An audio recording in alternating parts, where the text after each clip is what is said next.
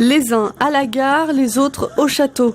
À Rambouillet ce samedi, de manifestations, les pros et anti-chasse à courre.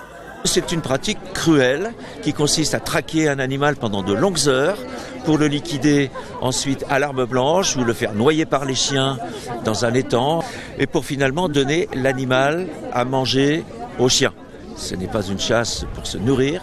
Près de 300 manifestants ont répondu présents à l'appel de l'association Abolissons la vénerie aujourd'hui. Ils ont défilé au son des tambours et slogans. Je trouve que c'est vraiment débile. On n'a pas besoin de tuer des animaux, c'est pas des jeux. Il faut que ça s'arrête.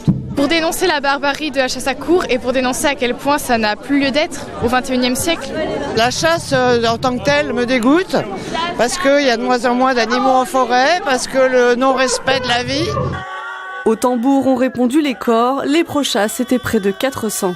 Pour défendre le milieu rural, on s'aperçoit qu'en fin de compte, il y a des gens qui sont pas de la ruralité, qui veulent décider pour des autres. Et je trouve ça un peu dommage, quoi. Ça s'est toujours pratiqué, la chasse à courre. Avant, on chassait le loup. Alors, vous voyez. La forêt de Rambouillet est le lieu de chasse de l'équipage de Bonnel-Rambouillet depuis 1871. Il faut savoir qu'un équipage de chasse à courre, c'est d'abord un élevage de chiens. Et si on nous supprime, nos chiens, qui sont le fruit de siècles de travail, disparaîtront avec nous. C'est une façon de maintenir le sauvage dans les massifs forestiers, c'est-à-dire essentiellement éviter qu'une belle forêt comme Rambouillet se transforme en parc animalier et finalement on dénature les animaux.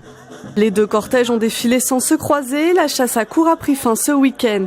Elle est autorisée chaque année de septembre à mars. Selon un sondage IFOP de 2017 pour la Fondation Brigitte Bardot, 84% des Français sont opposés à la chasse à courre.